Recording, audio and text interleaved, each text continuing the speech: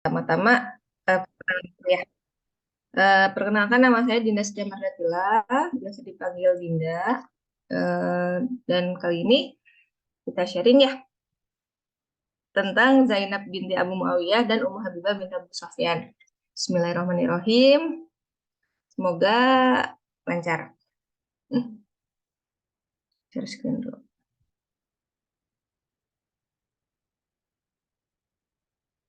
Advance, sebentar.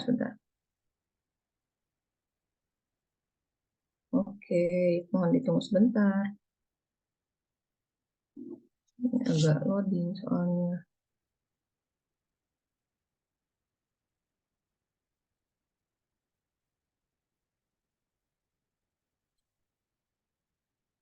Ya, mana? Ada nggak, Teh?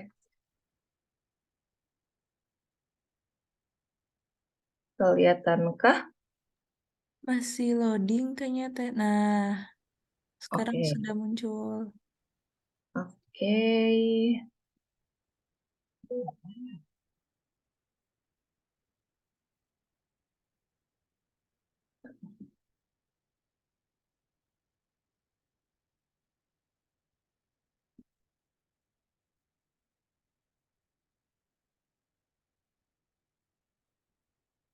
Ya, Allah menafikan harus beriman amal kebalan ya. Bismillahirrahmanirrahim.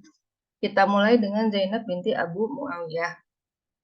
Semangat beramal dan berilmu.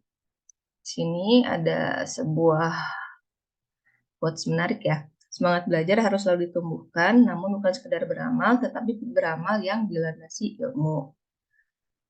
Dikisahkan, Zainab, istri Abdullah bin Mas'ud, kembali ke rumah setelah mendengar sabda Rasulullah Shallallahu Alaihi Wasallam yang menasihati kaum wanita. Sedekahlah wahai kaum wanita meskipun dengan gelang perhiasan kalian. Ketika Zainab kembali ke rumahnya, ia menemukan suaminya yang sedang duduk lalu berkata kepadanya, kamu adalah zaki-zaki miskin atau lelaki miskin. Dan Rasulullah telah memerintahkan kami, para wanita, untuk bersedekah. Datangilah beliau dan tanyakanlah apakah ada balasan bagiku jika aku bersedekah kepadamu. Jika tidak, akan aku alihkan kepada orang lain. Abdullah merasa malu mendatangi Rasulullah untuk menanyakan perkara tersebut. Kamu saja yang ke sana, katanya kepada istrinya. Maka pergilah Zainab ke rumah Rasulullah dan ternyata dia juga menemui seorang wanita dari kalangan Ansor yang ingin menanyakan hal serupa kepada Rasulullah Shallallahu Alaihi Wasallam. Akhirnya Zainab meminta bantuan Bilal untuk menanyakan masalah mereka. Bilal pun segera menemui Rasulullah dan menyampaikan hal tersebut kepada beliau. Siapa keduanya? Tanya Rasulullah. Seorang wanita Ansor dan Zainab, jawab Bilal. Zainab yang mana? Tanya Rasulullah lagi. Istri Abdullah bin Mas'ud. Maka bersabdalah Rasulullah Shallallahu Alaihi Wasallam, mereka berdua mendapat dua pahala, pahala kekerabatan dan pahala sedekah. Zainab kembali ke rumahnya dengan perasaan senang. Bukan hanya itu yang dilakukan Zainab untuk menambah ilmunya. Ia pun banyak meriwayatkan hadis dari suaminya Abdullah bin Mas'ud dan Umar bin Khattab radhiyallahu anhu. Zainab tidak memendam ilmunya sendirian. Ia juga mengajar dan meriwayatkan hadis. Istri Ibnu Mas'ud ini nama nama yang dikenal suaminya itu ini memiliki sekitar 16 murid dari kalangan tabi'in. Beberapa di antaranya Amr bin Al-Harith, Amir bin Syarahil, Urwah bin Zubair, Kulthum bin Al-Qamah, dan Masruq bin Al-Ajda. Maka dia pun dikenal sebagai salah satu seorang wanita faqihah atau banyak mengerti ilmu agama.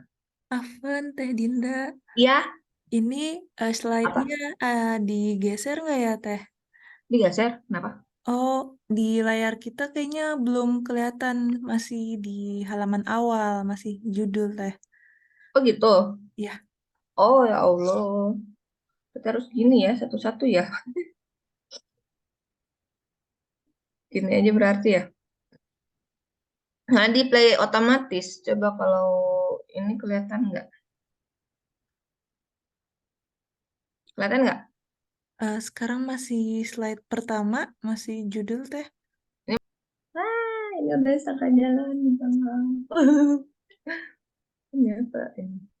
Jadi dari kisah ini gitu Zainab binti Abu Muawiyah bisa disimpulkan pada waktu itu Rasulullah pun tidak melarang untuk apa ya kita sebagai seorang wanita, sebagai seorang yang muslimah untuk berdikari ya, mempunyai penghasilan sendiri gitu kan, Hmm.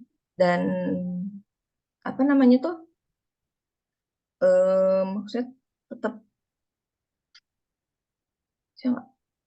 protected ya. Gimana itu tuh? Insya Allah nggak apa-apa teh. Bentar, Ya, lagi loading. Ah, nanti ada emang bisa ya. hmm. Aku enggak.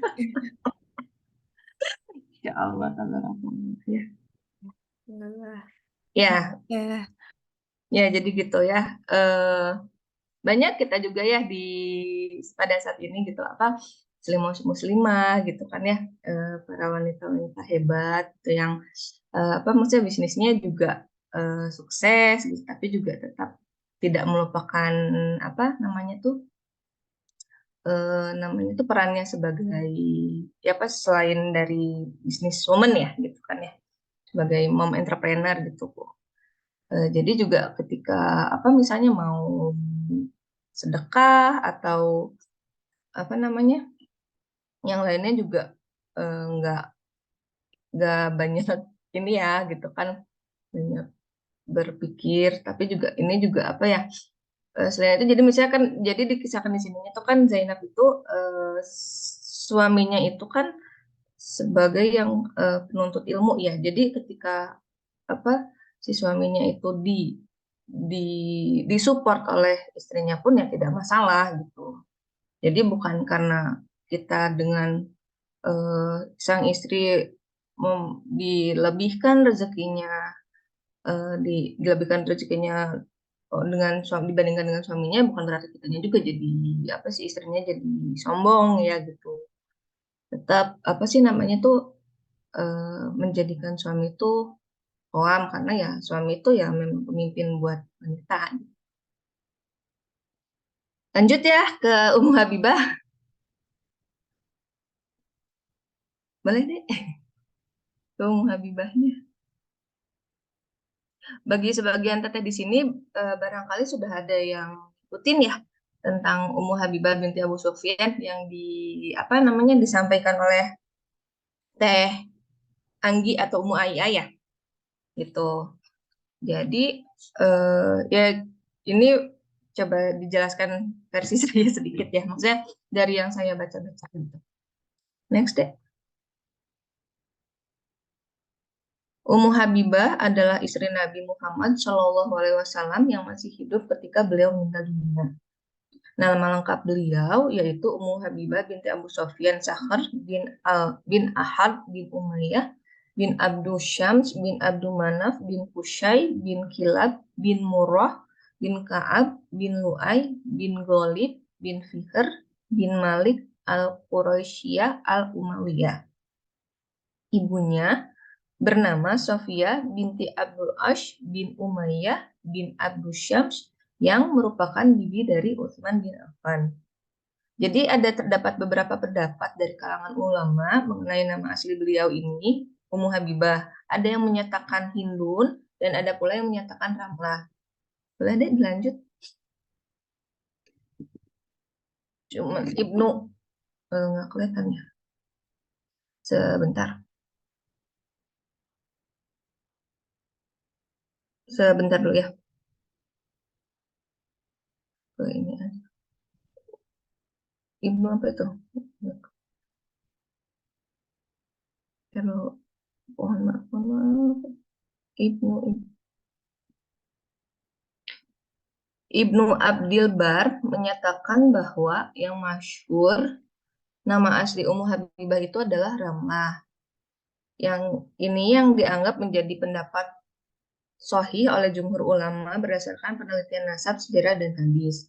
Ibnu Hajar juga menyebutkan bahwa nama asli Ummu Habibah yang lebih sahih adalah Ramlah. Dinyatakan oleh Ibnu Hajar dalam Al-Isobah 4305 bahwa nama Ummu Habibah, mohon maaf, lebih masyhur dikenal dibanding dengan nama aslinya. Next deh. Ummu Habibah dilahirkan 17 tahun sebelum Nabi Muhammad SAW diutus. Ummu Habibah termasuk putri dari paman Nabi Muhammad SAW. Ini kita ini aja ya dilewat. Suami pertama Ummu Habibah yaitu Ubaidullah bin Jahsy bin Riyad bin Yamar bin Sabirah bin Murrah bin Kathir bin Ghanem bin Daudan bin Asad bin Khuzaimah. Next deh. Ummu Habibah merupakan di antara orang-orang yang pertama kali masuk Islam. Ia beriman kepada Nabi Muhammad SAW. Abu Sofyan bin Harb, bapak dari Ummu Habibah, adalah pemimpin kaum musyrikin di kota Mekah, atau juga kaum Quraisy. Beliau sangat marah sekali ketika mengetahui putrinya masuk Islam dan meninggalkan ajaran nenek moyang mereka. Sehingga Ummu Habibah dan suaminya berhijrah ke Habasyah untuk menyelamatkan diri dari kejahatan kaum musyrikin di Mekah. Kalau ininya sih hijrah yang kedua ya, nggak salah tuh. Karena ada beberapa hijrah. Terus Ummu Habibah ketika berhijrah ke Habasyah, next deh. Ketika berhijrah ke Habasyah, Ummu Habibah ditakdirkan hamil dan melahirkan. Ia dikaruniakan rezeki dengan lahirnya anak perempuan bernama Habibah yang akhirnya lebih dikenal dengan nama anaknya ini. Ketika di Habasyah, qadarullah suaminya Ubaidillah itu kembali murtad. Beliau masuk kembali ke agama awalnya, agama aslinya yaitu Nasrani, dan ingin mengajak Ummu Habibah ini untuk memeluk ajaran Nasrani juga.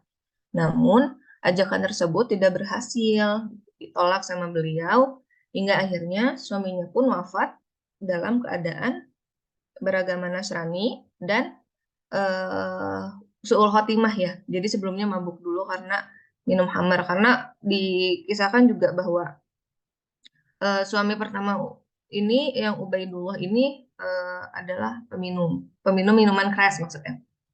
Jadi penikmat peminum khamar. Akhirnya Ummu Habibah hidup seorang diri bersama putrinya. Next deh.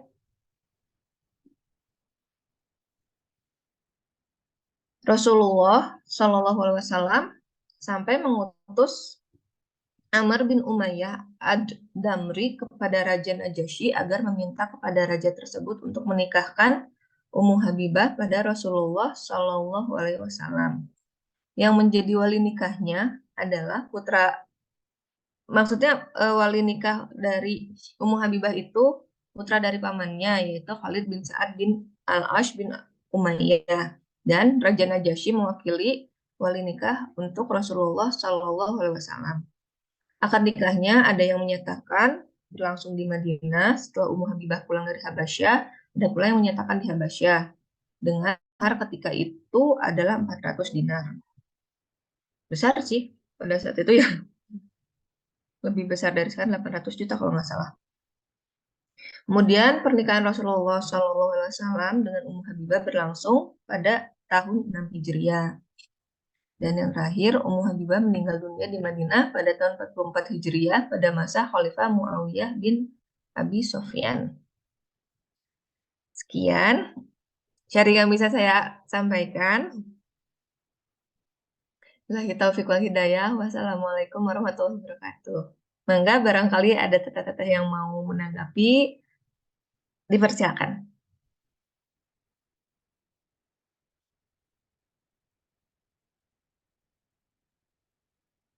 Jadi gitu ya, apa ya, untuk Ummu Habibah tuh mempertahankan apa namanya, Keimanan. akidah ya, apa tuh? Ya keimanan, betul teh Zara, mempertahankan keimanan sampai totalitas ya. Sama sih di zaman kita juga ya saat ini kan ya, keimanan teh benar-benar diuji gitu kan, digempur dari manapun, entah dari kayak misalnya konten-konten yang bertebaran di media sosial saat ini gitu.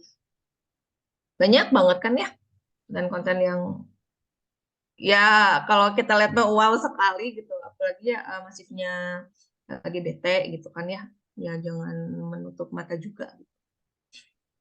Karena ya mereka pun sama gitu masifnya gitu kan, ketika kejahatan juga dengan masifnya dan sekarang lebih terang-terangan gitu kan ya. Kita juga ya selain membentengi diri dan keluarga juga ayo yuk sama-sama ngerangkul gitu. Di salah satunya bisa di tumbuh berfitrah juga gitu kan. Saling menguatkan, saling mengingatkan gitu, saling apa ya? Bantu tarik menarik kebaikan. Ya, barangkali kita ada yang mau udah cukup jelas semua kah penjelasannya, pemaparannya? Ada yang mau ditambahkan? Insya Allah jelas. Ada yang ditanyakan Tambahkan lagi, Bu ya. Ibu? Mau Ada. menambahkan Kamu curhat boleh deh, mangga, mangga, boleh. tentang apa namanya, tentang ketaatan kepada suami ternyata lebih apa namanya teh lebih didahulukan ya, memuliakan suami dibandingkan orang tua, meskipun tidak mengurangi hormatnya kita kepada orang tua. Iya. Eh, Tentang cintanya Ummu Habibah kepada Rasulullah itu kan sampai pernah dikisahkan ya bahwa ketika masa apa perjanjian Hudaybiyah itu kan sempat gagal ya. Ummu Iya. Habibah ini kan anaknya Abu Sufyan tuh ya, yang menentang keras Hmm. perjalanan dakwah Rasulullah saat itu. Nah, Ummu Habibah itu eh, kedatangan ayahnya sendiri kan ke rumahnya Rasulullah. Nah, diceritakan bahwa saat ayahnya akan duduk di kasurnya Rasulullah itu, Ummu Habibah itu segera melipat gitu. Kalau kita mau mungkin kalau kasurnya Rasulullah itu kan memang sederhana ya, hanya hanya itu dari ya, sejenis matras lah gitu ya, kalau kita mah karpet mungkin, padahal mungkin ya lebih Lebih. kasar lagi dari karpet ya kalau kasurnya Rasulullah itu. Nah, ketika ayahnya Abu Sufyan ini ingin duduk di situ, anaknya ini Ummu Habibah ini segera melipat kasurnya tersebut. Nah, ayahnya itu sempat bertanya gitu ya, wahai Ummu Habibah gitu, maksudnya wahai anakku, kenapa kamu buru-buru melipat kasur ini gitu? Apakah maksud kamu itu kasur ini tidak layak untukku karena ya bisa eh, kasarnya mah ya maaf gitu, memang di mata Abu Sufyan itu ya memang si tikarnya itu memang jelek gitu ya. Nah, jadi Abu Sufyan itu bertanya sama anaknya tuh, apakah memang karena tikar ini terlalu jelek untukku atau memang aku yang tidak pantas, katanya seperti itu. Nah, Ummu Habibah tuh menjawab, ini tempat tidurnya Rasulullah gitu. Nah, engkau apa tidak pantas duduk di sana gitu. Nah, ini dari situ kan membuktikan ya bahwa ternyata Ummu Habibah ini begitu memuliakan Rasulullah ya. Bahkan mungkin kalau di mata ayahnya tikar atau tempat tidurnya Rasulullah itu dipandang jelek, tapi Ummu Habibah ini menjaga gitu. Kalau kemarin kan bukan kemarin, 2 minggu yang lalu ya pernah dengar apa Ibu Aisyah Dahlan tuh di YouTube-nya eh, Helmi Yahya, bahwa ternyata laki-laki itu sih sebenarnya harus punya singgasana ya di dalam rumah tuh. Nah, dan harusnya singgasana suami itu tidak boleh diduduki oleh siapapun termasuk oleh anaknya gitu. Nah, karena memang ya mungkin ya belajar dari kebiasaan Rasulullah, para sahabat mungkin ya, termasuk ini Ummu Habibah tuh tidak mempersilahkan siapapun gitu ya untuk duduk di sana, terlebih apalagi kan ini manusia paling mulia gitu Rasulullah. Nah, jadi saking hormatnya, saking sayang dan menghormati Rasulullah sampai-sampai bapaknya pun tidak diizinkan di situ. Memang pertama karena Ummu Habibah tuh menjawab karena engkau masih kafir gitu ya, sedangkan ini istilahnya ya di mata ayahnya jelek, tapi di mata istrinya ini adalah sebuah tempat yang mulia gitu ya untuk sosok suaminya gitu. Bukan, tempat istimewa untuk sosok suaminya yang mulia gitu. Ya Allah. Wah iya sih. Ini jadi nambah nambah input lagi ya buat buat aku khususnya gitu. Karena memang ya sih ya ada yang ini di gitu. mana? Mm, Nah, jadi nyambung lah gitu ya sama kisahnya Ummu Habibah ini. Jadi saking cintanya, saking menghormatinya Rasulullah sampai-sampai bapaknya pun tidak diizinkan gitu. Nah, mm, terus tentang yang pertama itu ya, meskipun tidak dijelaskan gitu ya, mm. apa siapa sih yang pertama tadi jadi tiba-tiba lupa. Zainab bin Zainab binti Muawiyah. Yes. Eh, Muawiyah ini kan keturunan dari Ali ya. Nah, untuk Iya. apa namanya hikmahnya gitu ya, meskipun pada zaman sekarang gitu ya, memang banyak gitu ya yang istilahnya working mom itu yang ibu-ibu yang bekerja, Mm-mm. tapi Iya. ternyata eh, kembali lagi gitu ya ke fitrahnya perempuan. Jadi kalau kita mau meneladani siapa namanya Zainab, jadi jangankan kepada apa dia tergerak hatinya untuk memperbaiki kondisi ekonomi keluarganya itu kan karena melihat suaminya yang hanya buruh ya, hanya Betul. buruh, Iya. tidak punya penghasilan yang besar gitu untuk mencukupi Iya. ekonominya. Jadi Iya, betul Zainab. Zainab ini Oh, silakan membantu ngomong. suaminya, tapi sebelumnya kan meminta izin kepada suaminya, meminta izin kepada Rasulullah.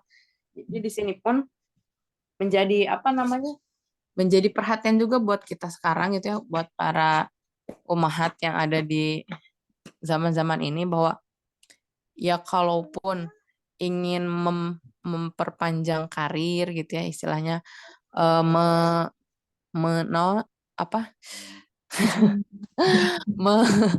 ya memperpanjang karir terus membantu gitu ya, membantu perekonomian keluarga ya, betul itu harus dilandasi dengan izin dari suami gitu. Nah, memang pada zaman Rasulullah ternyata ada. Nah, itu tapi kan tidak tidak memutuskan bahwa eh, apa kewajiban utamanya tidak ditinggalkan.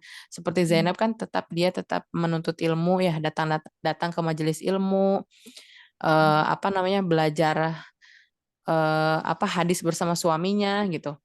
Nah, ini menjadi bukti juga bahwa ternyata kalau ingin jadi ibu bekerja bukan menjadi alasan kita untuk apa namanya lepas tanggung jawab gitu. Jadi yang namanya ngurus anak, ngurus suami kan itu memang sebuah kewajiban ya.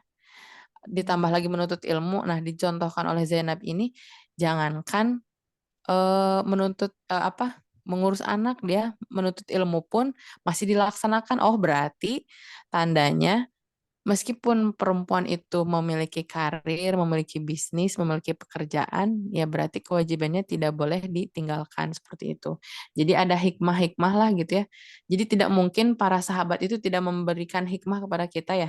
Terlebih para sahabat itu kan beberapa apa banyak yang sudah dijamin surga oleh Rasulullah gitu ya, oleh Allah gitu lewat Rasulullah. Jadi ya itu hikmah-hikmahnya ya sedikit menambahkan gitu. Eh Semoga menjadi pembelajaran lah kepada kita gitu ya. Dan memang kalau ingin mencari inspirasi kayaknya ha- memang paling the best itu ya ke para sahabat gitu ya. Sedangkan kan kalau kita di zaman sekarang ya eh, kita kayak apa namanya Fata Morgana gitu ya. Kita nggak pernah tahu kehidupan pribadinya seperti apa. Karena kan yang ditampilkan di sosial media itu yang bagus-bagusnya aja ya, yang Iya. romantis-romantisnya aja, yang bagus-bagusnya aja, jalan-jalannya aja, lagi bertengkarnya nggak ketahuan gitu kan, anak-anaknya nggak ketahuan kayak gimana gitu. Nah, jadi semoga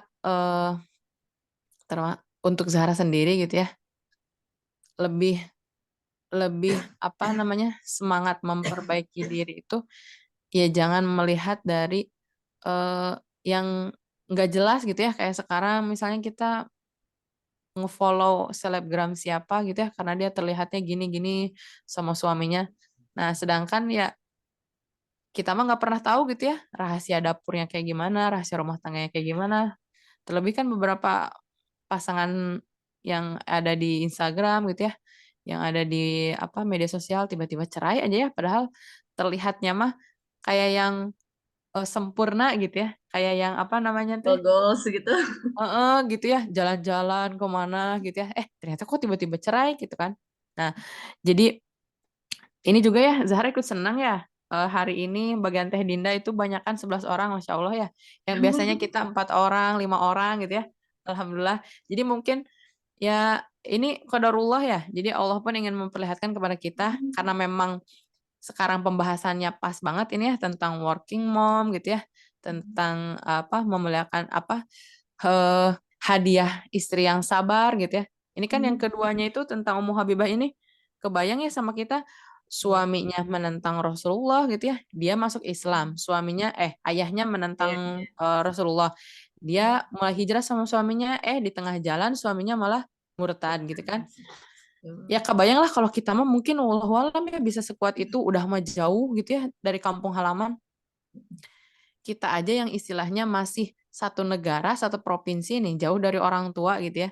Kita misalnya asli Bandung, terus ikut suami ke Jakarta, ternyata di Jakarta gitu ya, suami murtad. Udah kebayang kayak gimana gitu ya. Ini Ummu Habibah ini jauh pergi dari Mekah ke Afrika ya, kan Habasyah itu sekarang terkenal dengan Ethiopia ya, atau Afrika. Di perjalanan dia sedang hamil lalu membesarkan Habibah sendirian gitu kan, tiba-tiba suaminya murtad lagi. Jadi dengan hadiah apa, dia dinikahkan oleh Allah dengan Rasulullah itu ya menjadi bukti bahwa ternyata di balik sabarnya seorang istri itu, seorang ibu itu ya pasti ada hadiahnya gitu. Nah, ini pun jadi pelajaran buat kita kalau misalnya wajar ya capek gitu. Zahra juga sering capek gitu ya istilahnya. Dan siapa namanya itu, Ibu Eli Risman juga kan bilangnya ya kalau misalnya seorang ibu capek ya udah istirahat, ambil ambil jeda gitu ya. Nah, tapi ternyata ya balik lagi kalau misalnya kita melihat kisah-kisah para ummahatul mukminin ini, para sahabat-sahabat yang apa, sahabat-sahabat perempuan ini ya, wanita-wanita teladan ini ya, kita yakinlah di balik capeknya kita gitu pasti ada hadiah di belakangnya gitu. Dan semoga kedepannya ini setiap Zoom bisa seramai ini, bahkan bisa nambah gitu ya. Amin. Mungkin hanya itu aja ya Teh yang bisa Zahra tambahin. Semoga bermanfaat dan semoga minggu depan lebih ramai lagi. Atur nuhun Teh Dinda. Makasih Teh Zahra. Lengkap banget tambahannya. Makbarannya Masya Allah. Ya, jadi gitu. Saya pun sama banyak belajar, baru ini juga tambahannya. Ada lagi, teteh-teteh?